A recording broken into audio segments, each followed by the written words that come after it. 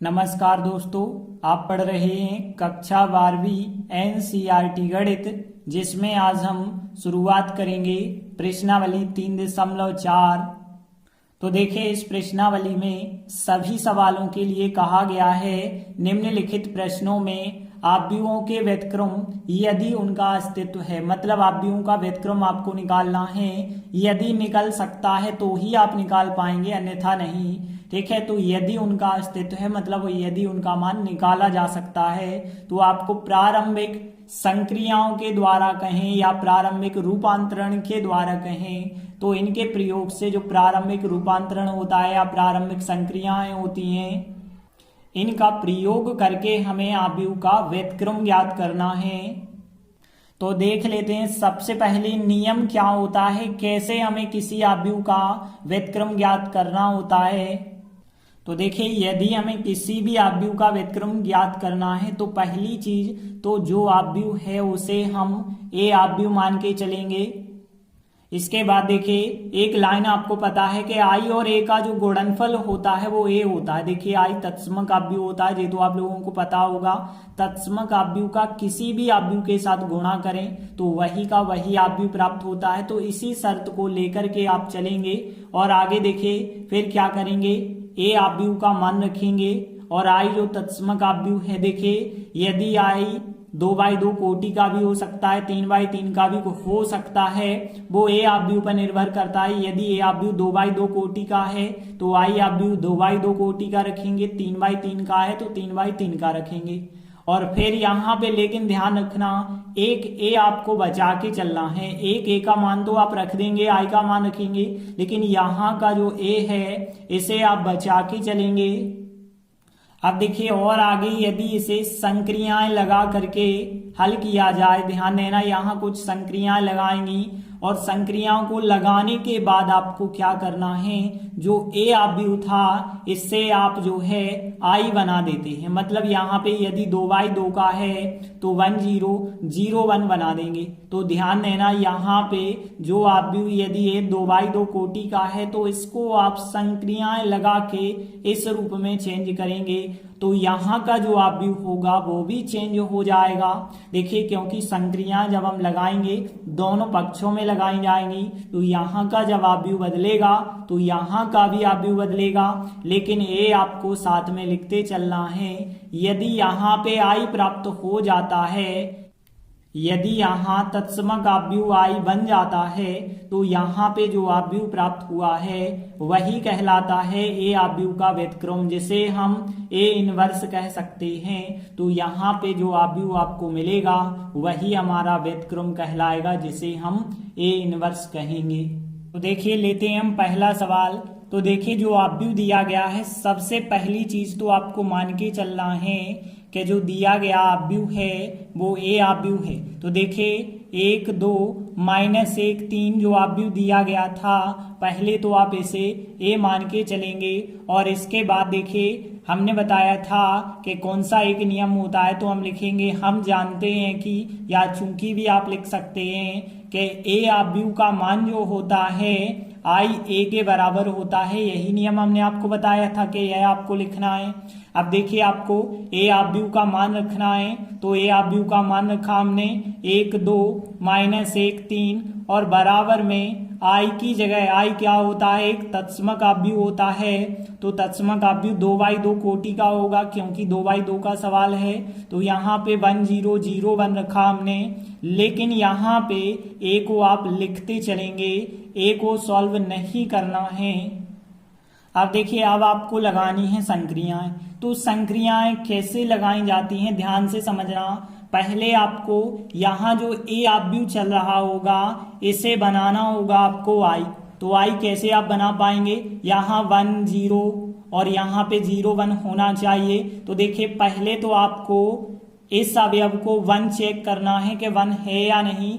यदि ये अवयव आपका 1 है तो आप इसे फिर 0 बनाएंगे और फिर आप इसे 1 बनाएंगे और फिर आप इसे 0 बनाएंगे। इस क्रम में, यू क्रम में आपको चलना है। ठीक है ना, ध्यान रखना, यू क्रम में चलना है। पहले आपको 1 चाहिए, फिर 0 चाहिए, फिर 1 चाहिए, फिर 0 चाहिए, तो यू क्रम में। तो देखिए, यहाँ 1 तो है लेकिन यहाँ पे 0 नहीं है, यहाँ 1 नहीं है, यहाँ 0 नहीं है, तो आप क्या करेंगे, यहाँ 0 बनाएंगे, यहाँ पे 1 बनाएंगे, यहाँ पे 0 बनाएंगे। तो इस प्रकार से संक्रियाएं आपको लगानी पड़ेंगी। तो देखिए यहाँ जितनी भी संक्रियाएं लगेंगी हम पंक्ति में लगा के आपको सिखाएंगे, मतलब पंक्ति को कहा जाता है रो, तो रो में लगा के हम बताएंगे। तो ध्यान देना, यदि कभी भी आपको एक बनाना होगा तो देते हैं भाग। ध्यान रखना, जब भी आपको यहाँ एक बनाना होगा तो आप वहां पे भाग देंगे, और यदि आपको शून्य बनाना होगा तो या तो आप जोड़ेंगे या तो आप घटाएंगे। तो या तो आपको जोड़ करना होगा या फिर आपको घटाना करना होगा। तो देखिए यहाँ पे तो 1 है आपका, यहाँ तो 1 है, अब यहाँ पे 0 बनाते हैं। तो देखिए 2 को कैसे आप 0 बना पाएंगे, 2 में से 2 ही घटाना होगा तभी तो 0 बनेगा। तो देखिए यहाँ पे यदि हम बात करें, यह कहलाती है पहली पंक्ति, जिसे हम रो 1 कह सकते हैं, और यहाँ पे दूसरी पंक्ति को रो 2 कह सकते हैं। तो देखिए यहाँ पे जो दूसरी पंक्ति है वहां पे 2 आ रहा है, उस 2 को हम सोच रहे हैं 0 बनाना। तो हमें R2 पंक्ति को चेंज करना होगा। तो R2 पंक्ति को कैसे चेंज करते हैं, ध्यान देना, R2 माइनस करना होगा या प्लस करना होगा, और R2 में माइनस या प्लस क्या करेंगे, R1 करेंगे। तो देखिए यदि आप 2 में से 1 घटाते हो, R2 माइनस R1 करते हो, तो 0 तो नहीं बन पाएगा। 2 में से आपको 2 ही घटाना होगा, लेकिन यहाँ तो 1 है तो हम दुगना करके घटाएंगे, मतलब R2 में से दुगना R1 करके घटाएंगे। तो 2 में से यदि आप 1 को घटाओगे तो 0 नहीं बनेगा, लेकिन दुगना करके घटाओगे तो बिल्कुल 0 बन जाएगा। तो देखिए हम कैसे यहाँ पे यह संक्रिया लगाते हैं। तो देखिए R2 को हम चेंज कर रहे हैं, और किस प्रकार से, R2 में से दुगना R1 घटा के। तो देखिए यहाँ पे R1 को तो आप चेंज नहीं कर रहे, तो पहली चीज हमने R1 लिखा, यहाँ का भी R1 आपको लिख देना होगा, क्योंकि R1 को तो आप चेंज नहीं कर रहे, R2 को आप चेंज कर रहे हैं। तो R2 की सभी संख्याएं बदल जाएंगी इस संक्रिया के हिसाब से। कैसे बदल जाएंगी, ध्यान देना, यहाँ पे रफ में यदि हम देखें तो देखिए यहाँ पे इस 2 में से क्या घटाएंगे आप, क्योंकि देखिए आपको R2 में से दुगना R1 घटाना है। यदि R2 आप 2 लेते हैं तो यहाँ 2 में से दुगना 1 करके घटाएंगे फिर आप, तो यहाँ पे 0 आएगा। 3 में से इसका दुगना घटाएंगे तो 3 में से -1 का दुगना करके यदि आप घटाएंगे तो 3 + 2 मतलब यहाँ 5 बन जाएगा। यहाँ देखिए 0 में से 1 का दुगना यदि आप घटाएंगे, 0 में से यदि हम देखें 0 में से 1 का दुगना करके घटाएंगे तो यहाँ -2 बन जाएगा। 1 में से 0 का दुगना घटाएंगे, 1 में से 0 का दुगना यदि आप घटाओगे तो यहाँ तो 1 का 1 ही रहेगा। तो देखिए इस प्रकार से अभी हमने पहली संक्रिया लगाई है। देखिए यहाँ पे 1, यहाँ पे 0, अभी यहाँ चाहिए आपको 1। तो देखिए हमें R2 में 1 चाहिए, तो 1 कैसे आएगा, ध्यान देना, हमने बताया था 1 के लिए आपको भाग देना पड़ेगा। तो 5 में देखिए 5 के स्थान पे यदि आपको 1 चाहिए तो 5 से भाग देंगे। 5 से भाग मतलब 1/5 से गुणा करना होगा, तब तो 5 से 5 कट जाएंगे, 1 आ जाएगा। तो हम क्या करेंगे, R2 को चेंज करेंगे और 1/5 का हम क्या कर देंगे, इसमें गुणा कर देंगे R2 में। तो देखिए इसके प्रयोग से, तो यह संक्रिया हम लगाएंगे, तो हमने लिखा इसके प्रयोग से। तो देखिए यहाँ पे क्या बन जाएगा, देखिए R1 को तो आप चेंज नहीं कर रहे, तो R1 तो हमने लिखा, लेकिन R2 की यदि बात करें तो 0 में 1/5 का गुणा होगा, क्योंकि R2 में आप 1/5 से गुणा कर रहे हैं। तो यहाँ पे 0 में 1/5 से गुणा होगा 0, 5 में 1/5 से गुणा होगा 1 बन जाएगा। यहाँ पे देखें R1 में तो कोई चेंज नहीं किया, 2 में 1/5 से गुणा होगा तो माइनस का 2/5 बन जाएगा। 1 में 1/5 से गुणा होगा तो 1/5 बन जाएगा। और यहाँ ये आप भी आपको लिखते चलना है। इसके बाद देखिए यहाँ 1 हो गया, यहाँ 0 हो गया, यहाँ 1, अब यहाँ पे आपको 0 चाहिए, मतलब आपको R1 जो है बदलना होगा। तो यहाँ पे अब जो संक्रिया लगाएंगे आप R1 में लगाएंगे, और R1 में लगाएंगे तो यहाँ R1 तो लिखना होगा। अब R1 जो संक्रिया लगती है वो R2 के साथ लगती है। तो देखिए -1 है यहाँ पे और नीचे है R2 में +1, दोनों को यदि जोड़ दें तो यहाँ पे 0 बन सकता है। तो यहाँ पे R1 में हम R2 जोड़ देंगे तो देखिए यहाँ पे क्या आएगा।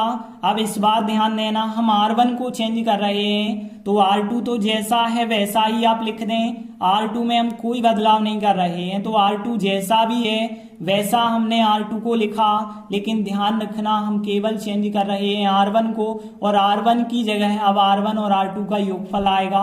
मतलब यहाँ पे इस 1 की जगह 1 और 0 का योगफल आएगा 1, यहाँ -1 और +1 का योगफल आएगा 0, यहाँ पे 1 और -2/5 का योगफल आएगा। तो देखिए यहाँ पे यदि आप देखें कि 1 में -2/5 को यदि आप जोड़ेंगे तो 5 एकम 5 में से 2 घटाएंगे 3/5 आ जाएगा।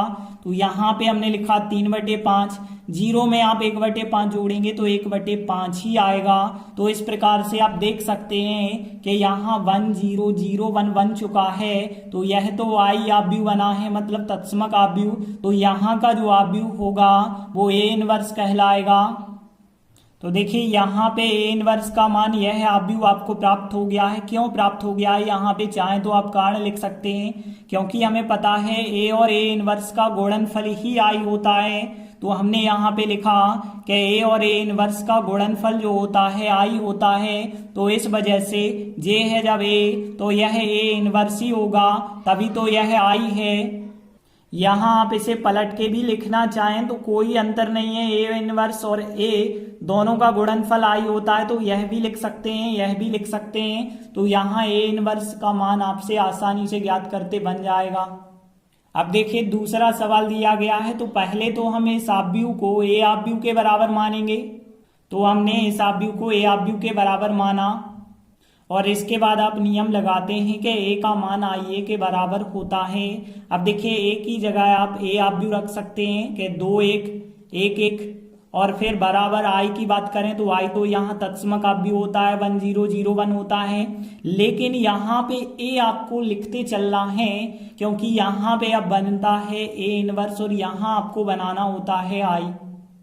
अब देखिए आप क्या करेंगे, यहाँ पे 2 है, 2 की जगह आपको बनाना है 1, 1 की जगह 0 बनाना है, और यहाँ 1 की जगह तो 1 ही चाहिए, कोई प्रॉब्लम नहीं है। इस 1 की जगह 0 बनाना है। तो देखिए हमें 3 जगह चेंजिंग करनी होगी, 2 की जगह 1 चाहिए और 1 की जगह 0 चाहिए और 1 की जगह 0 चाहिए, 3 जगह। मतलब यहाँ पे पहली पंक्ति कहलाती है R1, दूसरी पंक्ति कहलाती है R2। तो पहले हम कहाँ से चलते हैं, यहाँ से पहले 1 बनाते हैं। तो 1 कैसे आप बना पाएंगे, यहाँ पे 2 है, 2 को आप 1 में कैसे चेंज कर पाएंगे, तो यहाँ 2 में 2 से भाग करना होगा, मतलब 2 में 1/2 से आप गुणा करेंगे।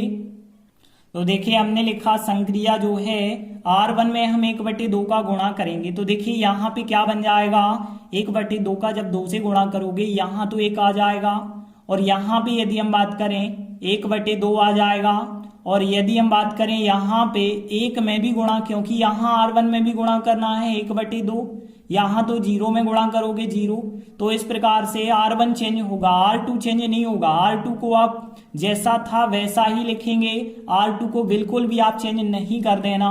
अब देखिए यहाँ पे अब आपको यहाँ तो 1 बना लिया, अब यहाँ पे 0 बनाना है, मतलब R2 को चेंज करना है। तो R2 को चेंज करेंगे और 0 बनाना है, तो या तो आप जोड़ेंगे R2 में R1 को या तो घटाएंगे। तो देखिए 1 में से 1 को घटाने पर तो R2 में से R1 को घटाने पे 0 बन पाएगा। तो देखिए यहाँ पे हम R2 को चेंज कर रहे हैं R2 माइनस R1 के प्रयोग से। तो देखिए यहाँ पे क्या आएगा, केवल R2 बदलेगा, R1 बिल्कुल नहीं बदलेगा। तो R1 जैसा है वैसा ही आप लिख दें, क्योंकि R1 तो आपको बदलना नहीं है, बस R2 को बदलना है। तो R2 को आप देख लेते हैं कैसे बदलेंगे। देखिए यहाँ पे R2 में से R1 घटाना है, मतलब 1 में से 1 को घटाएंगे 0, 1 में से 1/2 को आप घटाएंगे तो यहाँ तो 1/2 ही आएगा। 0 में से 1/2 को घटाएंगे -1/2, 1 में से आप 0 को घटाएंगे तो 1 ही आएगा। तो देखिए इस प्रकार से यहाँ 1 बन चुका है, यहाँ 0।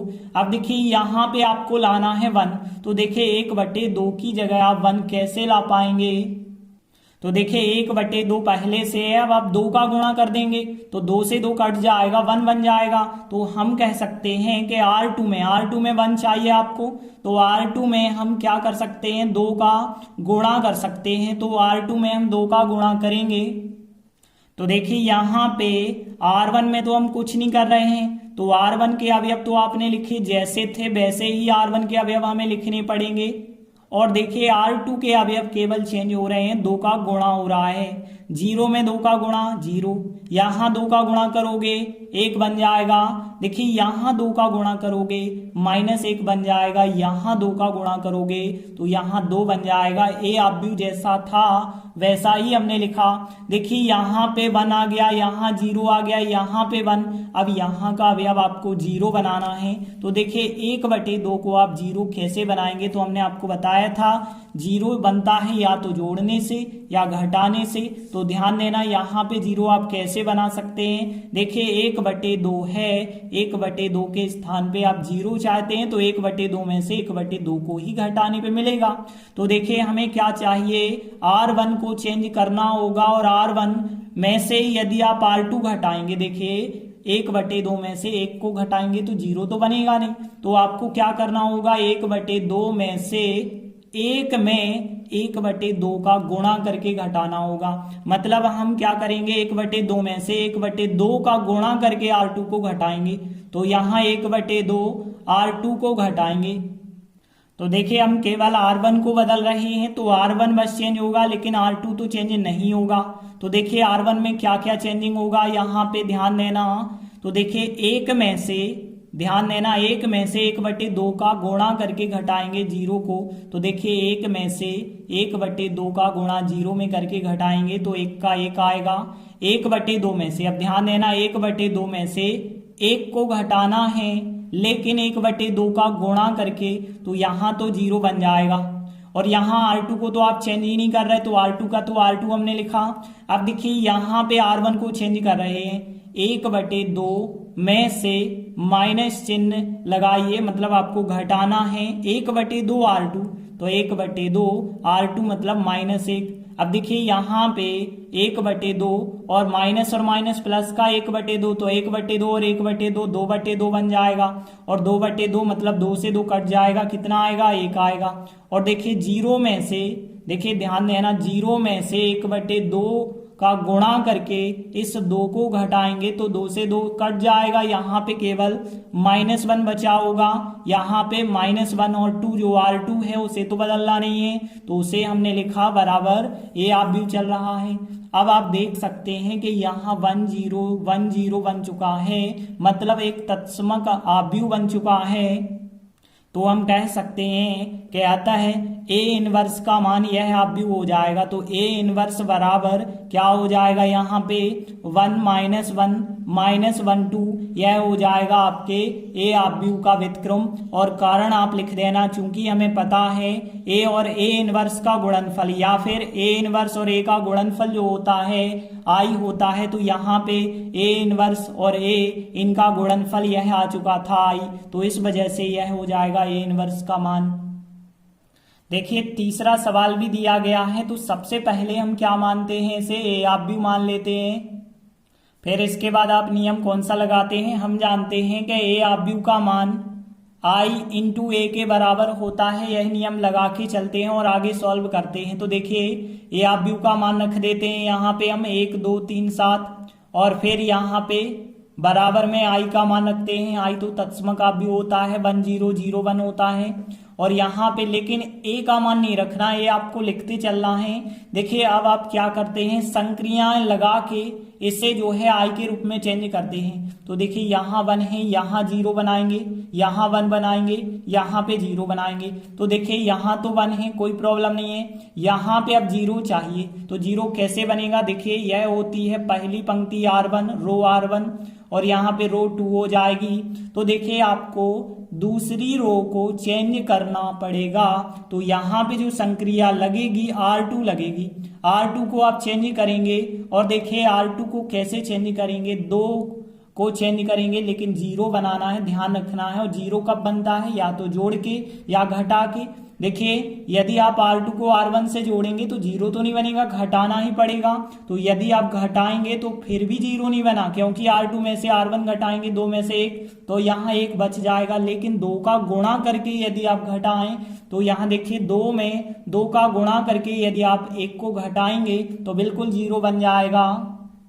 तो देखिए इस संक्रिया के द्वारा यहाँ पे क्या चेंजिंग आएगी, R2 को बस बदल रहा है, R1 तो जैसा है आपको वैसा ही लिख देना है।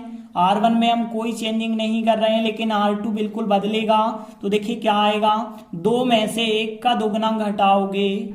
तो देखिए यहाँ दो में से आप क्या घटा रहे हो, R2 में से दोगुना R1। देखिए यहाँ पे दो माइनस दो, R1 का मान एक रखिए आप, तो दो माइनस दो करेंगे, यहाँ जीरो आएगा। अब देखिए R2 का मान हमने 7 रखा, दो R1 का मान कितना रखा, 3 रखा, 7 में से 6 घटाएंगे, एक बच जाएगा। यहाँ पे भी देखिए जीरो रखा हमने, R2 का मान माइनस दो R1 करना है, R1 का मान एक रख दीजिए आप, तो जीरो में से दो घटाएंगे, माइनस का दो आ जाएगा। अब देखिए एक में से दो इंटू जीरो घटाएंगे तो माइनस एक आ जाएगा। तो इस प्रकार से आपको संक्रिया लगानी है। अब देखिए यहाँ पे 1 हो गया, यहाँ जीरो, यहाँ भी 1 बन चुका है। अब आपको यहाँ पे जीरो चाहिए, तो जीरो कैसे आता है, देखिए R1 को चेंज करना होगा, तो यहाँ पे संक्रिया लगाएंगे आप, R1 को चेंज करेंगे, जीरो बनाना है तो R1 को R2 से या तो जोड़ेंगे या घटाएंगे। तो देखिए 3 में एक को जोड़ने पे 4 होगा, 3 में से एक घटाएंगे तो यहाँ 2 बचा होगा, लेकिन 3 में से 3 को ही घटा दें। तो देखिए यहाँ पे R1 में से हम R2 को घटाएंगे, लेकिन 3 का गुणा करके घटाएंगे। तो देखिए कैसे घटेगा, R1 को चेंज आप कर रहे हैं, तो देखिए R2 को तो आप चेंज नहीं कर रहे, तो जो R2 के अवयव हैं उनको तो आप वैसे ही लिखेंगे। तो देखिए R2 के अवयवों को हमने बिल्कुल वैसे ही लिखा, केवल हम R1 को चेंज कर रहे हैं, और वो भी इस संक्रिया के हिसाब से। तो देखिए R1 में से 3 गुना करके R2 को घटाना है। तो देखिए यहाँ पे यदि हम R1 का मान देखें तो R1 का मान कितना है, 1 है, और यहाँ पे R2 का मान कितना है, यदि R2 का मान रखें तो 0 है। तो देखिए 1 में से यदि आप 0 घटाएंगे तो कितना आएगा, 1 ही आएगा। अब देखिए R1 का मान आप 3 रखेंगे तो 3 माइनस करेंगे, फिर कितना, यहाँ पे 3 माइनस, यहाँ पे 3 इंटू R2 का मान कितना रखेंगे, 1 रखेंगे, तो 3 में से 3 घटाएंगे तो यहाँ पे 0 बन जाएगा। देखिए यहाँ पे भी आप घटाएंगे तो देखिए R1 में से 3 R2 को घटा रहे हैं, ध्यान देना, R1 माइनस 3 R2 कर रहे हैं। R1 का मान कितना रखिए, 1, माइनस 3, R2 का मान रख दीजिए -2। तो देखिए यहाँ 3 दूनी 6 प्लस के और 1 7 हो जाएगा। यहाँ पे यदि आप 0 लेते R1 का मान तो 3 R2 का मान फिर -1 लेना पड़ता, और देखिए -1 लेते तो प्लस के 3 आ जाता यहाँ पे फिर। तो देखिए अब हम देखें तो यहाँ 1 0 0 1 बन चुका है, मतलब यहाँ पे आई आव्यूह बन चुका है। तो आप कह सकते हैं कि ए आव्यूह का जो प्रतिलोम होगा या व्युत्क्रम होगा ए इनवर्स, तो ए इनवर्स का मान यह आव्यूह हो जाएगा 7 3 -2 -1 हो जाएगा। क्योंकि हो जाएगा कारण आप यहाँ पे लिख सकते हैं कि ए इनवर्स और ए का गुणनफल आई होता है, और यहाँ पे जे रहा ए, जे हो जाएगा ए इनवर्स और जे हो गया आई, तो इसे हम ए इनवर्स कह सकते हैं। तो इस प्रकार से तीसरा सवाल कंप्लीट हुआ। देखिए अगला चौथा क्वेश्चन है, इसमें भी हमें आव्यूह का व्युत्क्रम ज्ञात करना है। तो सबसे पहली चीज हम क्या करते हैं, जो आव्यूह होता है उसे a के बराबर मान के चलते हैं। तो मान के चले हम a बराबर जो दिया गया है आव्यूह उसे हमने a माना। इसके बाद हम क्या लिखते हैं कि हम जानते हैं कि a बराबर IA होता है, तो वही नियम हमने लिखा कि हम जानते हैं a बराबर IA होता है। इसके बाद हम क्या करते हैं, ए आव्यूह का मान रखते हैं, आई का मान रखते हैं, आई जो तत्समक आव्यूह होता है, लेकिन ए को छोड़ देते हैं, ए का मान आप नहीं रखते हैं। तो इस प्रकार से अगला स्टेप आपका आएगा कि ए आव्यूह का मान, आई का मान रखेंगे, आई यहाँ पे तत्समक आव्यूह है, लेकिन ए को आप लिखते बस चल रहे हैं। अब देखिए फिर क्या करते हैं, इसके लिए हम तत्समक आव्यूह के रूप में बदलेंगे। तो देखिए यहाँ पे हम 1 बनाएंगे, यहाँ पे 0 बनाएंगे, यहाँ पे हम 1 बनाएंगे, यहाँ पे 0 बनाएंगे, मतलब पूरा का पूरा जो ए आव्यूह है इस आई के रूप में चेंज होगा। यहाँ पे 1 होगा, यहाँ पे 0 होगा, यहाँ 1 होगा, यहाँ पे 0 होगा।